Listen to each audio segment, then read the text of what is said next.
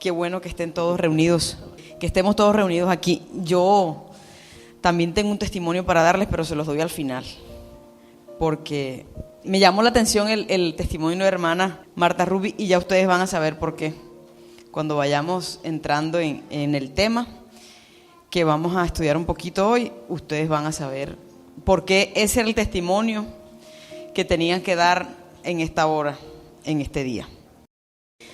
Yo hace algún tiempo tuve el privilegio y la bendición de enseñar acá en la comunidad una enseñanza que en su momento fue importante para mi vida, todavía lo sigue siendo, pero cuando me topé con esa enseñanza, lo que el Señor trajo a mi corazón y yo lo compartí con la comunidad, me pareció bien importante y desde entonces la tengo presente. Yo por ahí de vez en cuando hago mención del asunto y quiero en esta hora que vaya por favor a sus Biblias.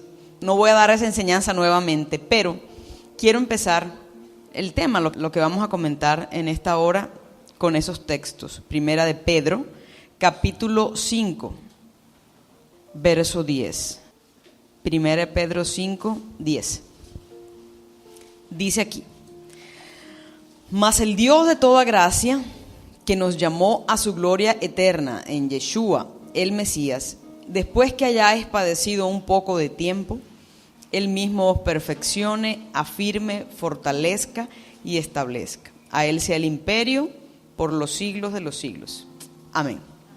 Estos textos nos los sabemos y hasta lo cantamos. Dice que el Dios de toda gracia nos llamó a su gloria eterna en el Mesías Yeshua, y dice, porque generalmente lo sabemos así, mas el Dios de toda la gracia que nos llamó a su gloria eterna nos perfeccione, afirme, fortalezca y establezca.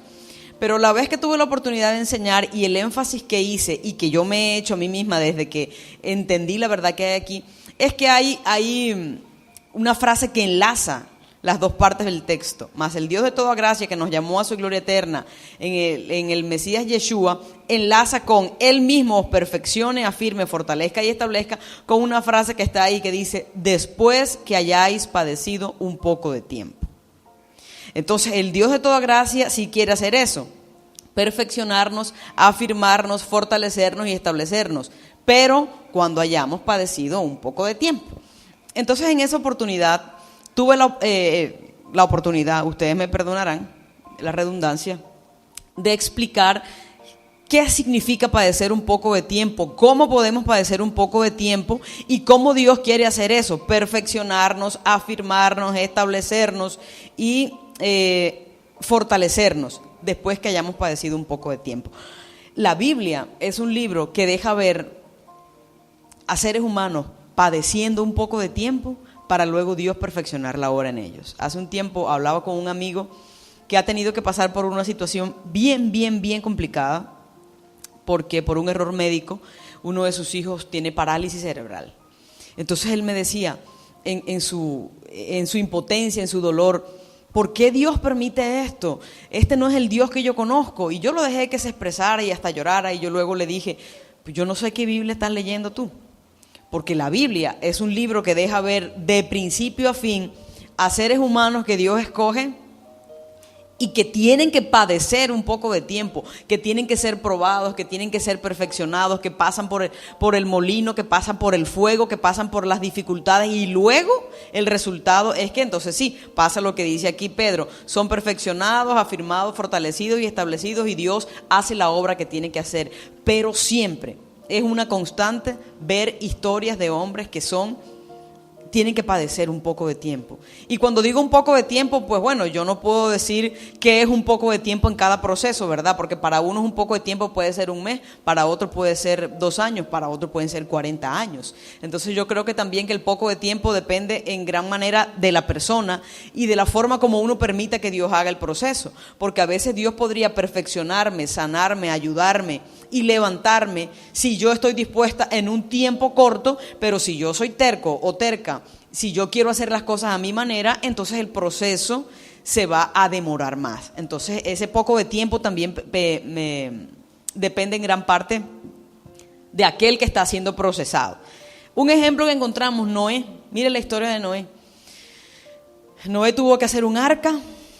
Todo el mundo en su época no estaba como muy convencido de que iba a venir un diluvio. Y bueno, él tuvo que hacer un arca sin entender mucho la situación.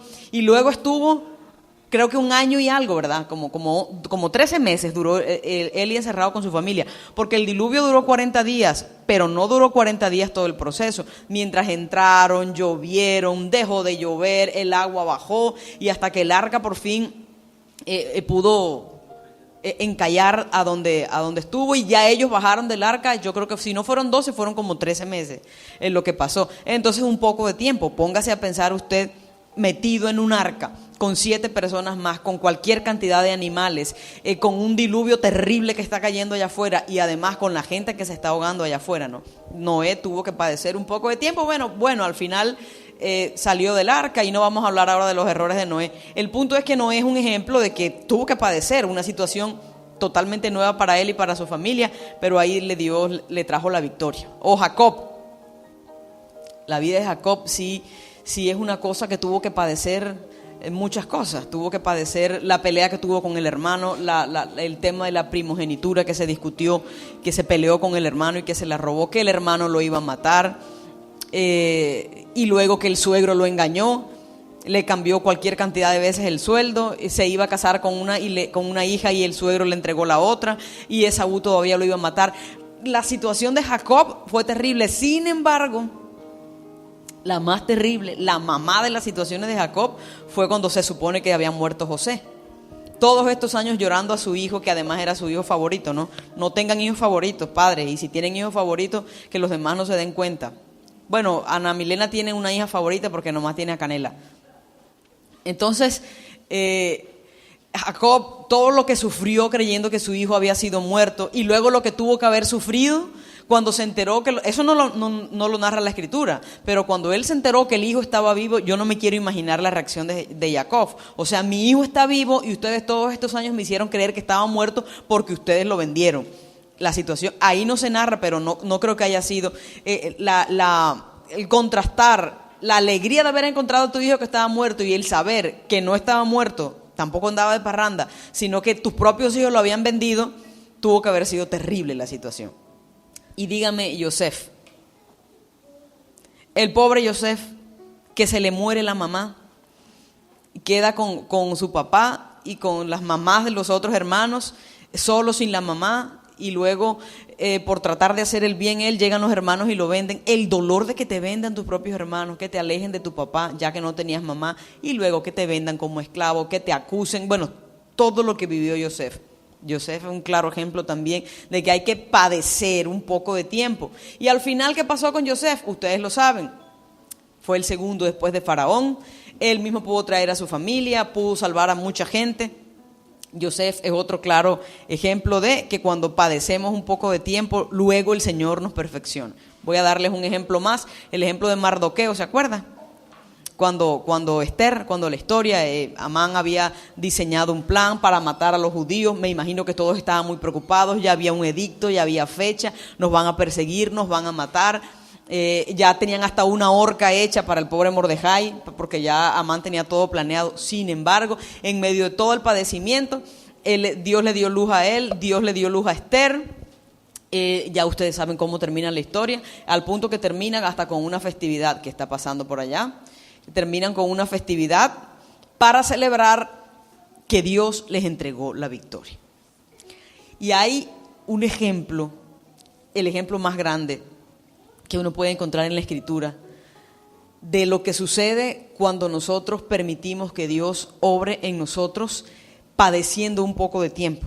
Quiero que vaya conmigo, de pronto se lo sabe de memoria, pero quiero que vaya y busque Filipenses capítulo 2, versos 5 al 8. Dice Filipenses 2, versos 5 al 8. Haya pues en vosotros este sentir que hubo también en el Mesías Yeshua, el cual siendo en forma de Dios, no estimó el ser igual a Dios como cosa a que aferrarse, sino que se despojó a sí mismo, tomando forma de siervo, hecho semejante a los hombres, y estando en la condición de hombre, se humilló a sí mismo, haciéndose obediente hasta la muerte y muerte de cruz. Por lo cual Dios también le exaltó hasta lo sumo y le dio un nombre que es sobre todo nombre, para que en el nombre de Yeshua se doble toda rodilla de los que están en los cielos y en la tierra y debajo de la tierra, y toda lengua confiese que Yeshua es el Señor, para gloria de Dios Padre. Mire lo que dice aquí Filipenses. Y ni siquiera voy a hablar de que ese es un llamado que nos está haciendo el apóstol a nosotros. No, haya pues en ustedes el mismo sentir. No voy a hablar de eso para que no se vayan a asustar.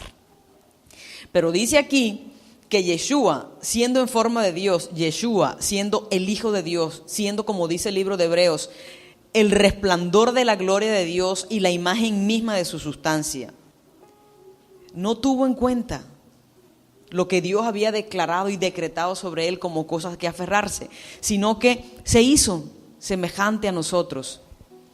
Y no solamente semejante a nosotros, sino que se humilló a sí mismo. Tomó la decisión voluntaria de humillarse, haciéndose obediente hasta la muerte. Y no cualquier muerte, porque usted y yo podemos ser obedientes hasta la muerte porque nos vamos a morir. Hay gente que dice, a mí nunca me han profetizado. Si nunca le habían profetizado, le voy a dar una profecía que se le va a cumplir. Usted se va a morir. ¿Cuándo? No sé, pero esa es la profecía más segura que le pueden dar. Llévesela para la casa. Tengo una profecía que con toda certeza se me va a cumplir. Me voy a morir. Quiera Dios que sea después de los 120, o que no se muera y que cuando venga el Mesías usted todavía no se haya muerto. Sería fantástico, pero le aseguro que nos vamos a morir. Entonces, Yeshua fue obediente hasta la muerte, y una muerte terrible, una muerte cruenta, una muerte espantosa. Fue humillado, fue escupido, fue vituperado, se burlaron de él, fue expuesto. Esta película que nombraba en estos días el Morel, la película de La Pasión, es, digamos, que la que podría acercarse un poco más a la situación de Yeshua, pero seguramente la tortura fue peor. Seguramente la tortura fue peor.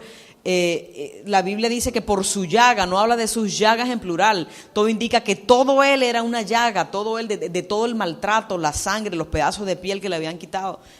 La muerte de Yeshua fue una muerte terrible, y él se hizo obediente hasta la muerte, y una muerte de cruz. Entonces dice el versículo 9, por lo cual, es decir, por esta razón, el resultado de esto, por esta situación, debido a esto, Dios lo exaltó hasta lo sumo.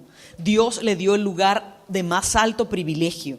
Después del Dios del universo, del Dios de la creación, no existe otro nombre superior al nombre de Yeshua. Dice que Dios lo exaltó hasta lo sumo y le dio un nombre que es sobre todo nombre.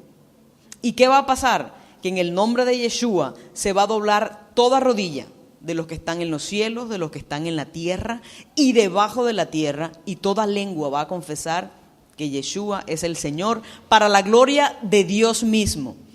Usted y yo hemos confesado que Yeshua es el Señor y hemos tenido el privilegio de vivirlo, de aceptarlo así y de permitir que Yeshua sea el Señor. Hay gente que se murió y nunca reconoció que Yeshua es el Señor, pero van a tener que hacerlo, porque aquí dice que toda lengua confesará que Yeshua es el Señor, para gloria de Dios Padre, porque Dios le dio ese privilegio y lo exaltó hasta lo sumo. Entonces llegará un momento en que cuando todas las almas van a ser juzgadas delante de Dios para saber si van a pasar a vida eterna o a muerte eterna, y todas esas almas van a tener que confesar que Yeshua es el Señor, para gloria de Dios Padre, independiente cuál vaya a ser su destino final. Esto es el resultado de que Yeshua haya decidido, escogido padecer un poco de tiempo.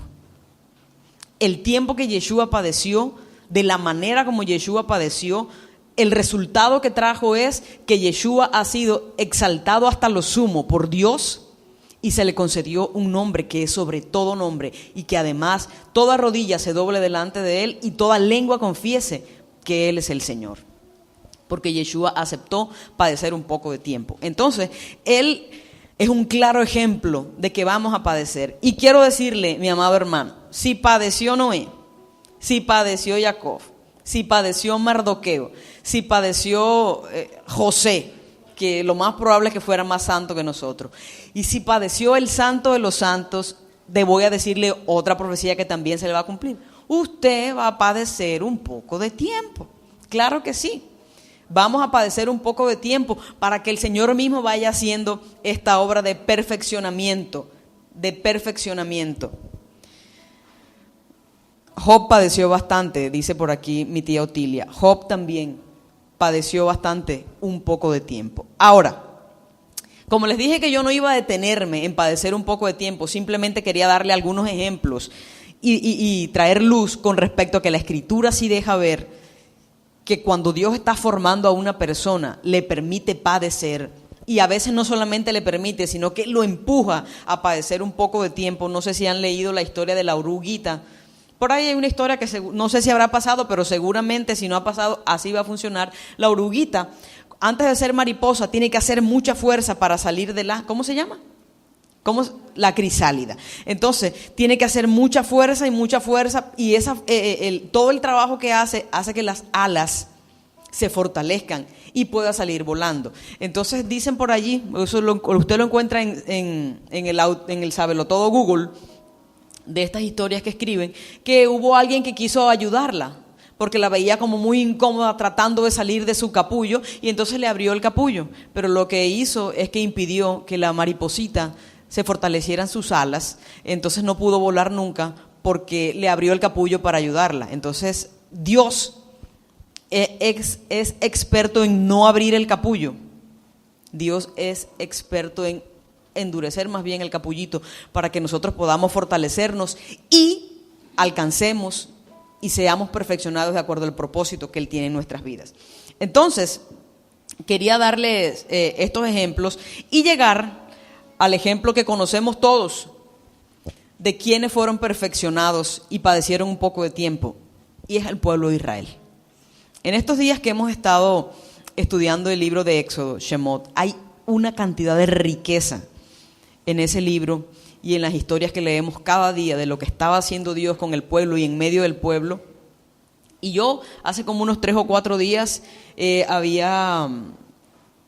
en mi Biblia había hecho algunas anotaciones con respecto a verdades que Dios había traído a mí, y yo las atesoré por allí en mi corazón, y Kender me dijo, no sé si fue ayer o antes de ayer, ¿puedes compartir algo en el ayuno? ¿Tienes algo para compartir? Y yo, así no tenga, yo siempre le digo, sí, no, yo tengo.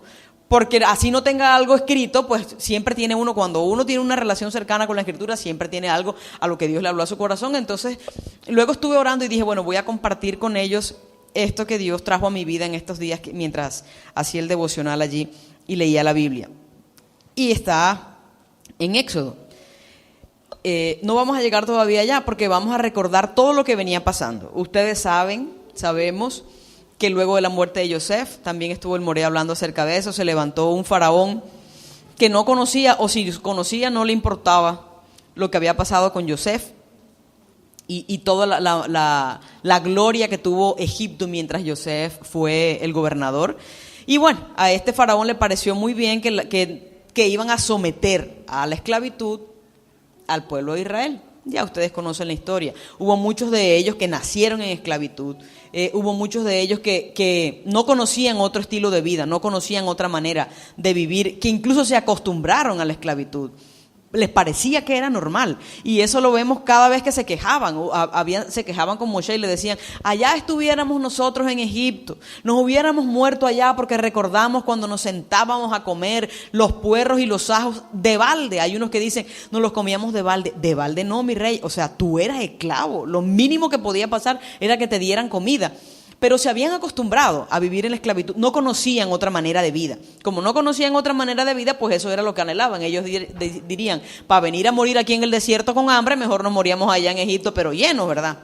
Entonces, para venir aquí a aguantar calor en este desierto, a que nos muerdan las serpientes, mejor nos hubiéramos quedado allá haciendo ladrillo, dándonos latigazos, pero por lo menos en la noche teníamos para comer. Ellos habían aprendido a vivir en la esclavitud, y bueno, otros no. Otros sí estaban clamando al cielo para que Dios hiciera un milagro. El Eterno se acordó y decidió sacar a Israel de la esclavitud. Si nosotros leemos detalladamente cuando llegan las plagas, si moría el ganado en medio de los egipcios, ¿qué pasaba con el ganado de los israelitas? Allá no moría el ganado, quedaban vivos. Había oscuridad en el pueblo de Egipto, pero en medio del pueblo de Israel había luz. Le cayó una piojera a los egipcios, a los israelitas no les caía piojo, gracias al cielo. Hay algunos entre nosotros que a veces son como los egipcios. Miren, dice la Biblia que ninguna de las plagas que tocó a los egipcios tocó al pueblo. Pero mire qué bonito eso. El pueblo estaba en esclavitud y Dios los guardaba. Dios los guardó de las plagas, Dios los guardó de la muerte. Dios los guardó. Sin embargo, no los quería tener en esclavitud. Y eso es bueno que lo atesore en su corazón. Dios en medio de la esclavitud lo puede bendecir, pero Dios no quiere que usted viva en esclavitud. A veces usted se puede preguntar, ¿por qué será que Dios bendice a este hermano que es mentiroso? Bueno, el hermano es mentiroso y tiene una atadura con la mentira y uno sabe que es un creyente carnal embustero y le puede ir bien en los negocios. Dios lo bendice, pero Dios no lo quiere dejar en la esclavitud. Dios lo va a sacar de la esclavitud en algún momento. Preferiblemente sería más chévere que el hermano lo hiciera voluntariamente, pero si no, Dios lo va a sacar de la esclavitud. A veces uno se pregunta, ¿por qué será que esta persona creyente que actúa peor que yo le va mejor que a mí, que yo soy impecablemente santo? Esa respuesta yo no se la tengo, porque se han escrito infinitos libros de por qué le pasan cosas malas a la gente buena.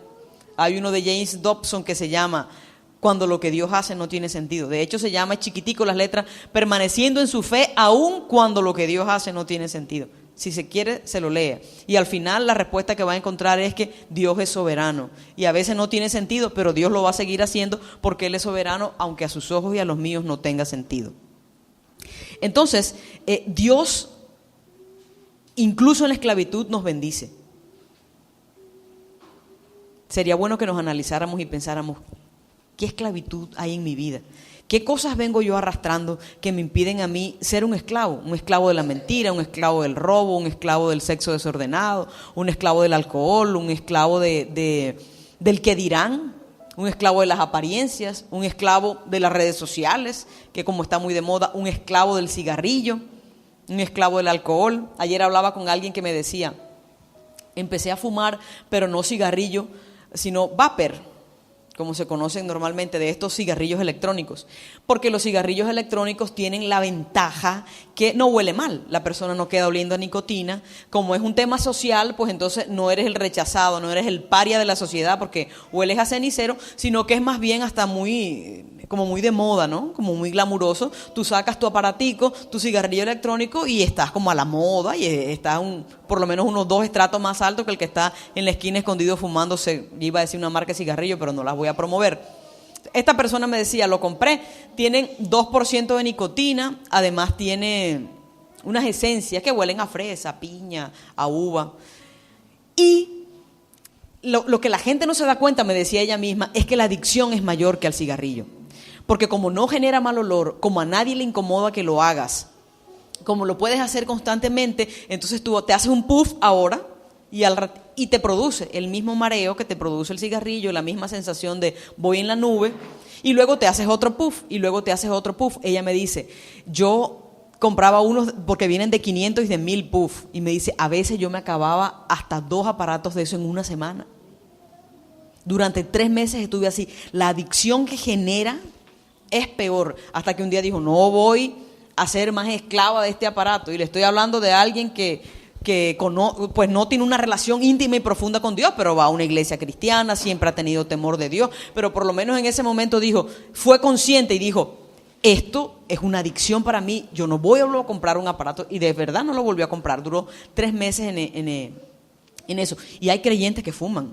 Hay creyentes que fuman duro, creyentes evangélicos, creyentes judíos, creyentes católicos, gente creyente, temerosa de Dios, que le dan duro al cigarrillo. Y Dios te puede bendecir en medio de tu esclavitud, pero Dios no te quiere dejar esclavo.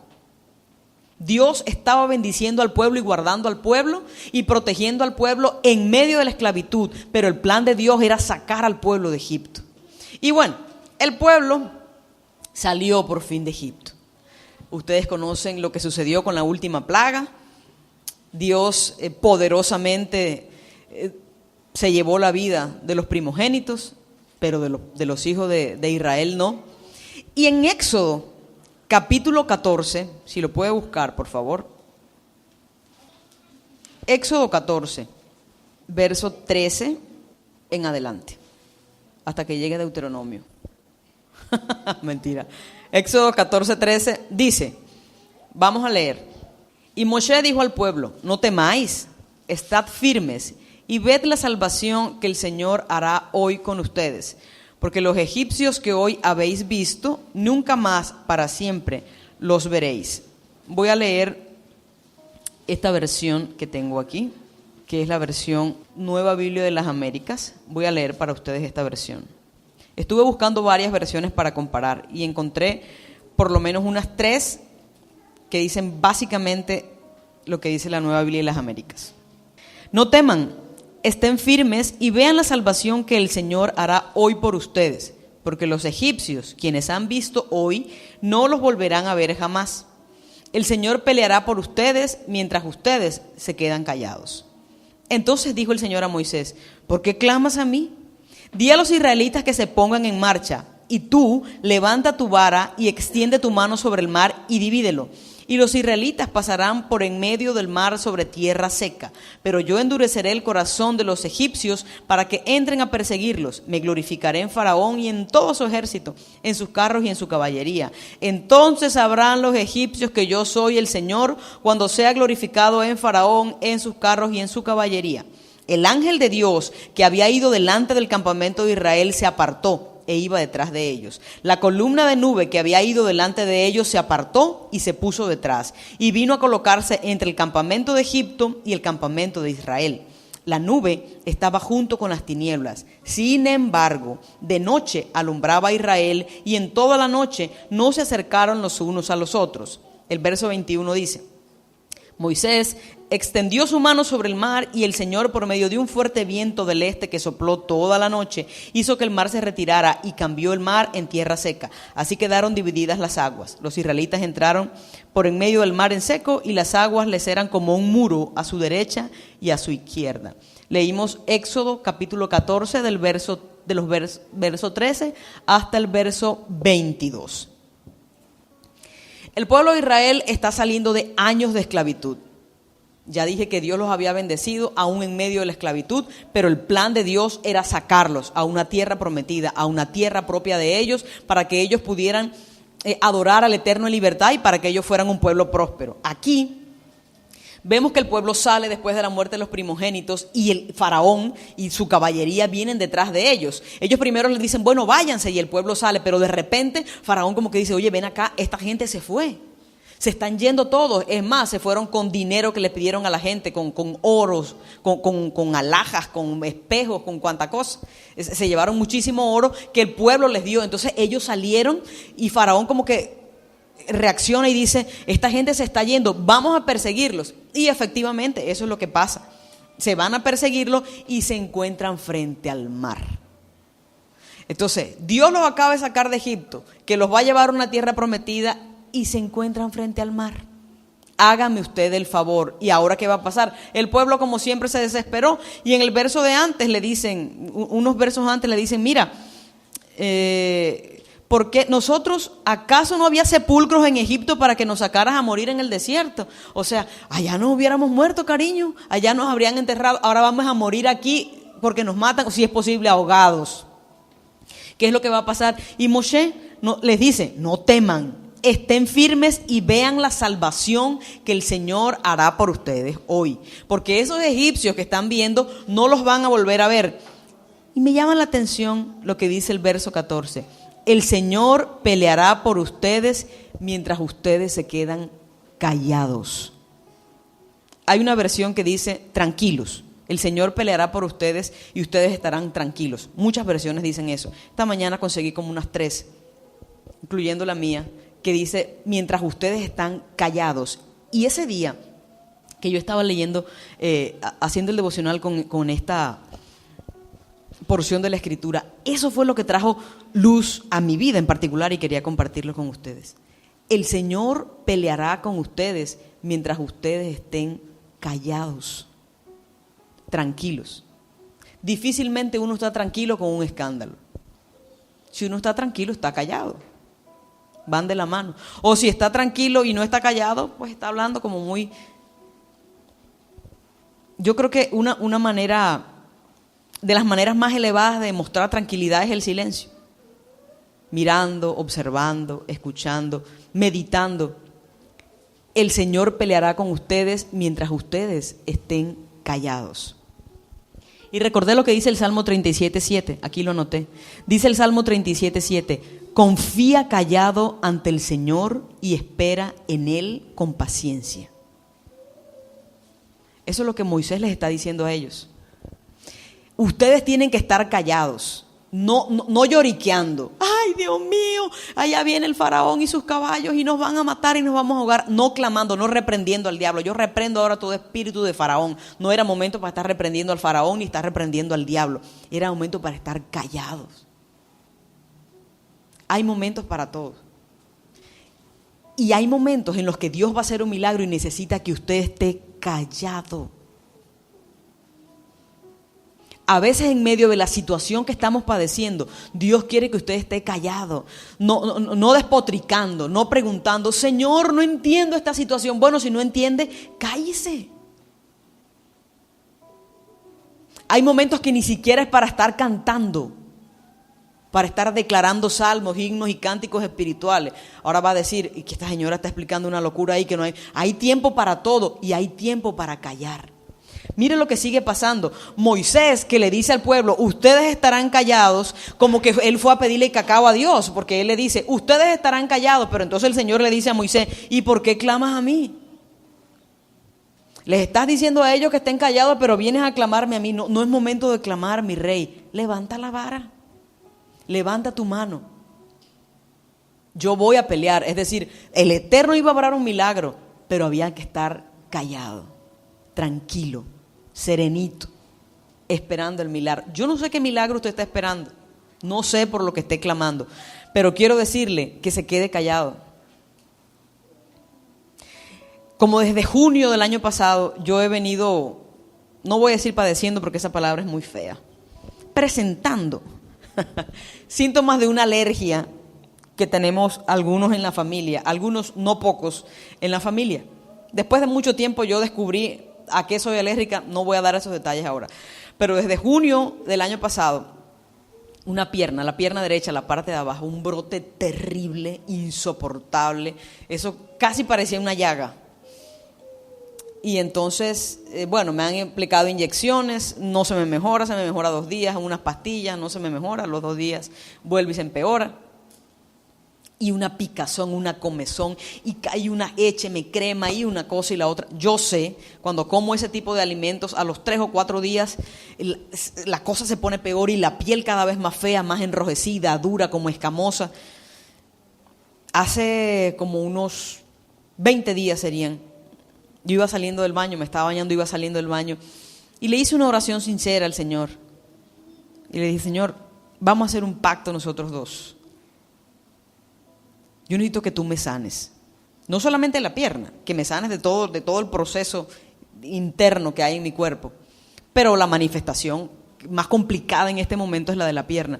Yo te quiero pedir que tú me sanes y yo voy a ofrecerte esto y esto y esto. Yo sé hasta dónde puedo ofrecer porque sé qué cosas voy a cumplir y qué cosas no.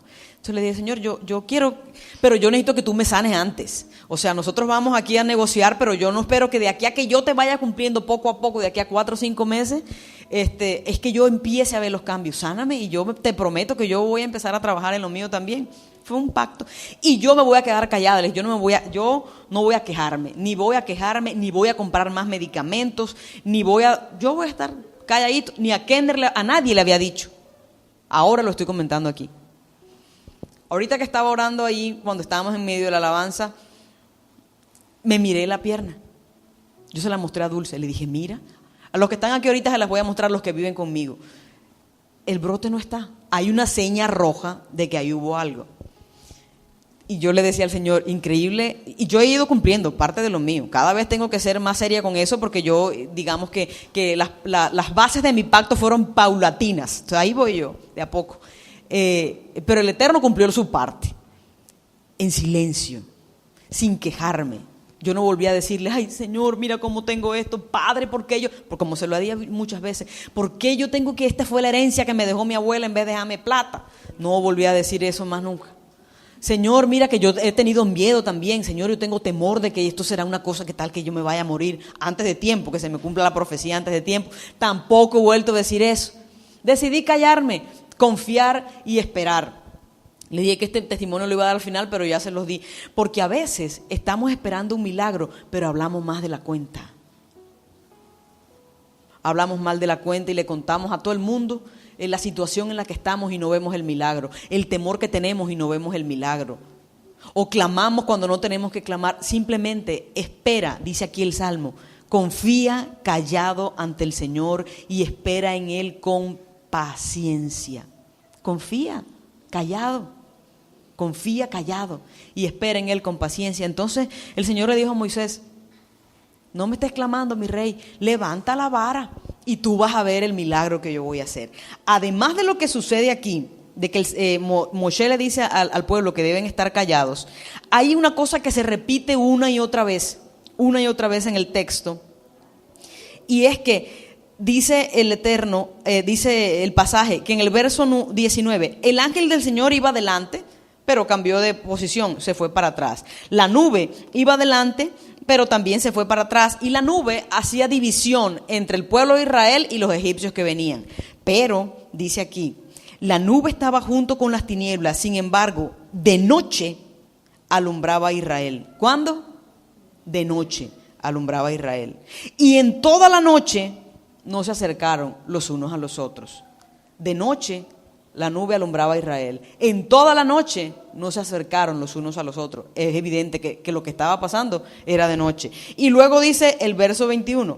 Moisés extendió su mano y el Señor, por medio de un fuerte viento del este que sopló, ¿cuándo? Toda la noche, hizo que el mar se retirara y cambió el mar en tierra seca. ¿Qué le costaba a Dios abrir ese mar de una vez? Estamos frente al mar. El Señor un momentico abre el mar y ellos pasan corriendo. Y cuando vienen los egipcios, el Señor cierra el mar. ¿Qué le costaba al Señor que a todo ese poco de egipcios le diera un infarto simultáneo? Pero así no obra Dios. Dios hizo que un viento soplara toda la noche. Y durante toda la noche la columna, la nube alumbraba al pueblo. Y durante toda la noche no se acercaron los egipcios al pueblo. Mientras en la noche el viento soplaba, soplaba y soplaba. Ni siquiera abrió el mar de una vez instantáneamente. Tuvo que usar un viento que soplara para abrir el mar para que el pueblo cruzara. Era de noche. Tenían que estar cansados. Algunos fatigados, preocupados, asustados. Con un Moshe diciéndole, quédense callados. Y la noche, cuando uno piensa en la noche, hay dos situaciones que cuando uno piensa en la noche. La primera es, siempre la noche se relaciona con oscuridad física y con oscuridad. Siempre que hablamos de la noche, pensamos que son tinieblas, la noche oscura del alma. Estoy pasando por me siento como en la noche que aprovechan los ladrones. Bueno, la verdad es que en esta ciudad ellos aprovechan, trabajan en las 24/7, son muy diligentes ellos. Pero generalmente la noche se presta más para hacer cosas malas, porque no está la luz del sol, porque no te ven. Dicen por ahí que de noche los gatos son pardos, entonces es más difícil reconocer en la oscuridad lo que uno puede ver con claridad a pleno sol. En la noche que los muchachos se vuelan de las casas, cuando los papás están durmiendo y no se dan cuenta, en las noches en que pasan muchas cosas. Entonces, la noche se relaciona con la oscuridad, con lamento, con tristeza, como con soledad. Usted nunca relaciona un cuadro de alegría con un sol iluminado. Nadie nunca. Usted no va a encontrar una pintura que represente la tristeza con un pájaro cantando y unas cataratas espectaculares o una playa con un velero. Nunca. La tristeza, la soledad, la preocupación se representa con una noche. No estoy diciendo que necesariamente sea así. La luna es linda y es romántica, ¿verdad? Pero también es bohemio. O sea, cuando hablas de temperamento y te relacionas con la luna, te relacionas más con lo bohemio, con lo tranquilo, no tanto con lo escandaloso, con el mar, con el ruido, con los pitos. Aquí era de noche. Y lo otro que sucede en la noche, además de que se relaciona la noche con la oscuridad, es que en la noche nos vamos a dormir. Generalmente, a menos que usted sea vigilante, que sea médico, que sea enfermera, trabaje por turnos. Pero la noche está diseñada para que vayamos a dormir. ¿Qué pasa cuando nosotros estamos dormidos? Bueno, no somos conscientes de lo que está sucediendo. No somos 100% conscientes de lo que está sucediendo en el mundo físico. Cuando estamos dormidos, estamos callados. Cuando estamos dormidos, no tenemos el control nosotros. Cuando estamos dormidos, no estamos clamando, no estamos reclamando, no estamos lamentándonos. Cuando de verdad estamos en un sueño profundo, nuestro cuerpo está descansando y somos vulnerables. Esta situación se presentó de noche. Dios obra milagros muchas veces en las noches de nuestra alma, en la noche donde sentimos que hay soledad, en la noche donde sentimos que no hay luz, donde hay intranquilidad, porque de noche estamos callados, en la noche de nuestra alma, de nuestra vida. A veces la preocupación, la tristeza, el desasosiego, el diagnóstico que nos han dado es tal que se enmudece nuestra alma. Alguien que está pasando por un momento difícil de desesperanza y tristeza en su alma me dijo, hoy no tengo ganas de orar, ni de hablar mucho tampoco, porque siente que está pasando por una noche del alma, soledad, tristeza, intranquilidad, ni ganas le dan para hablar. Entonces el alma está ahí en silencio, callada. Pero también físicamente estamos dormidos de noche. Usted se va a dormir en la noche y en la noche usted está callado. De noche no puede estar peleando con Dios, reclamándole a Dios. Y Dios obra milagros en la noche porque usted está callado. Porque a veces es la única oportunidad que Dios tiene para que usted no esté obstinado en tener usted el control de la situación. Por eso ahorita que escuchaba el milagro que el Eterno hizo con la hermana, yo me reía ahí en la silla y yo pensaba, hasta dormida. Yo le decía, claro, dormida. Es que dormida es que Dios iba a hacer el milagro. Porque dormida ella no tenía control de la situación. Dormida ella no iba a estar clamando, reprendiendo la rinitis ahora, Padre, reprendiendo todo espíritu. Dormida ella no iba a estar pensando, ¿y qué tal que el doctor Ketriel esté orando y Dios sane a todo el mundo menos a mí? ¿Y qué tal que yo me pare de este chinchorro y siga con la misma situación? No, ella se quedó dormida. Y dormida en silencio, mientras ella ni siquiera se estaba dando cuenta que el esposo bajó y la vio mientras se le abrían y se le cerraban las fosas nasales. El Eterno estaba obrando, porque ella estaba callada, dormida. A veces el Eterno, usted no se ha dado cuenta que usted se va a dormir con un problema y despierta en la mañana y generalmente hay una solución. Eso pasa con muchísima frecuencia. Hay un paciente grave, usted oró en la noche, lloró, clamó, se desesperó, pero se quedó dormido. Cuando ya se quedó dormido y no pudo ni clamar más, ni llorar más, ni pelear más, ni llamar más a la clínica para ver cómo sigue el paciente, Dios obra. Porque entonces está Dios en control y no usted. Dios obra milagros por las noches. Dios obra milagros cuando dormimos. Cuando dormimos espiritualmente, y no malinterprete el concepto de dormir espiritualmente, sino cuando permitimos que nuestra alma sea callada, nuestros temores sean callados, nuestras insatisfacciones, frustraciones, preocupaciones hagan silencio delante de Dios. Y cuando nos vamos a dormir físicamente también, en la noche. En estos días que lluvia estaba con las plaquetas bajas, se acercaba un domingo donde no hay laboratorios particulares, y quién le iba a hacer el recuento de plaquetas. Y yo empecé a sentir temor. Se los confieso, Kender me dijo, te noto preocupada. Le dije, sí, he estado preocupada. Quizá porque cuando uno sabe cómo se maneja este tema de que las plaquetas se caen y las consecuencias, a veces uno, si no tiene tanta información, de pronto se preocupa menos. Entonces, yo recordé que a mí me diagnosticaron con una enfermedad cuando era adolescente, y yo manejaba las plaquetas muy, muy por el suelo. Tampoco voy a dar datos aquí ahora, pero siempre las manejaba. Dígale que si yo tenía que manejarlas en 150,000, que es el mínimo, yo las cargaba por ahí en 50,000, 100,000 menos. Pero nunca me hospitalizaron, nunca me hicieron transfusión de sangre, nunca me pusieron plaquetas, nunca. Yo andaba por la vida como si nada. Si no me hacían los exámenes eso, yo no sabía que las tenía tan requete mal. Y mi mamá me recordó algo que yo no lo recordaba. Una vez salieron los resultados y me dijo mi mamá, Aura María, tienes las plaquetas en 40,000. Eso era para que me fuera de una vez para la clínica y me hospitalizara. Y yo le dije, bueno, las puedo tener en 0, pero yo confío en que el Señor me sanó, yo para clínica no voy. Yo no recordaba eso, pero mi mamá lo recordó. Entonces yo decidí orar por lluvia. Le dije, Señor, viene un domingo en el que no se le puede hacer examen a ella y yo no voy a tener respuesta. ¿Qué tal que las plaquetas le sigan bajando? Yo voy a orar para que así como tú me sostuviste a mí con las plaquetas por el suelo, lo hagas en ella y que ella esté sana. Pero recordé esto. Oramos por ella y luego recordé, mantente callada. Y eso trajo paz otra vez a mi alma. No volví a decir, ¿cómo está lluvia? Está bien. No volví a preguntar por las plaquetas, no volví en absoluto. Luego se le hizo un examen siguiente el lunes y las plaquetas empezaron a subir. Hoy le hicimos uno, espero yo, confío en que sea el último para saber el resultado final de los exámenes. Pero yo decidí estar callada, confiar, esperar pacientemente, en silencio. Yo sé que más de uno está clamando a Dios por un milagro, está esperando un milagro, ha estado intranquilo por un milagro. Váyase para su casa con la palabra de Dios para hoy, para su alma, atesórela en su alma. Cállese. Este es un cállese de amor, no es como decir, ay, cállese, cállese.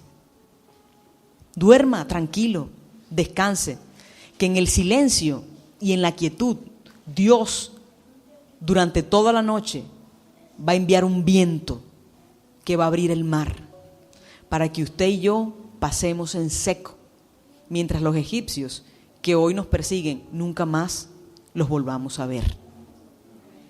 Dios en medio del silencio y de la quietud responde, en medio de la quietud de su alma. Entrégale el control al Eterno. Mientras dormimos, perdemos el control del televisor y el control de nosotros mismos. Entrégale el control al Eterno y duerma, descanse tranquilo. Mire lo que dice el Salmo, confía callado ante el Señor y espera en Él con paciencia. ¿Y sabe qué va a pasar? Después que usted y yo padezcamos este poco de tiempo, el mismo Dios nos va a perfeccionar.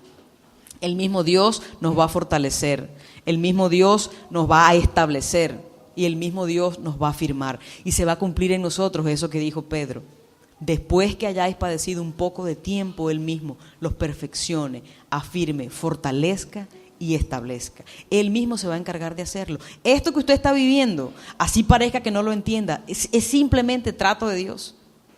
Es que Dios está fortaleciendo para abrir el mar, para que podamos pasar en seco. Pero mientras eso sucede, callemos delante de Él, esperemos con paciencia en Él, que Él va a traer respuesta y solución. Amado Padre del cielo, tú eres el Dios que trajo respuesta a tu pueblo. Tú eres el Dios que abrió el mar, pero eres el Dios que no abrió el mar de manera sobrenatural y ya. Tú te tomaste tu tiempo. Tú decidiste enviar un viento durante toda la noche que dividiera las aguas para que el pueblo pasara en seco, mientras el pueblo estaba callado, en silencio, delante de ti. No mudo, en silencio delante de ti respecto a esa circunstancia en la que tú ibas a obrar. Tú conoces, Señor, el mar que cada uno tiene puesto enfrente. Tú conoces, Señor, los egipcios que vienen detrás, con carruajes, con caballería, con espadas, armados, con odio, con deseos de venganza. Pero tú eres el Dios que pone el ángel en medio de los egipcios y nosotros. Y eres el Dios que pone la nube en medio de los egipcios y nosotros, para que la claridad tuya, la luz tuya venga sobre nosotros y la oscuridad venga sobre los egipcios. Hoy clamamos para que se cumpla sobre nosotros eso que dijo Moshe al pueblo hace muchos años atrás. No teman y estén firmes y vean la salvación que el Señor hará hoy, porque ustedes hoy por ustedes, porque los egipcios a quienes han visto hoy no los volverán a ver jamás. El Señor peleará por ustedes mientras ustedes se queden callados y tranquilos. Ayúdanos a estar tranquilos y callados delante de ti, para que con nuestros ojos, Señor, podamos ver la salvación que tú vas a hacer. Y que estos egipcios que nos persiguen hoy no los volvamos a ver jamás. Y que los egipcios que vuelvan a perseguirnos más adelante en otra situación no los volvamos a ver jamás. Y que cada circunstancia donde haya egipcios que nos persigan, Señor, mientras vamos padeciendo en este mundo un poco de tiempo, una vez más con nuestros ojos podamos ver que son derribados y derrotados. Y tú nos entregues la fortaleza. Nosotros podamos caminar por el mar abierto en seco, y que luego, tras nuestras espaldas, el mar, Señor, sea cerrado y nosotros consigamos la victoria. Que se pueda cumplir en nuestras vidas lo que dijo Pedro. Nosotros, después que padezcamos un poco de tiempo, tú mismo, Señor, nos perfecciones, afirmes, fortalezcas y establezcas. Yo bendigo a mis hermanos, te doy las gracias por ellos, que tu paz que sobrepasa todo entendimiento guarde nuestras mentes y nuestros corazones en el Mesías Yeshua, y nosotros podamos confiar en ti, esperar calladamente delante de ti, que tú obras en nuestras vidas y nos llenas de paciencia mientras vemos la victoria que has concedido para nosotros. En el nombre de Yeshua, amén. Amados, que el Eterno los bendiga siempre.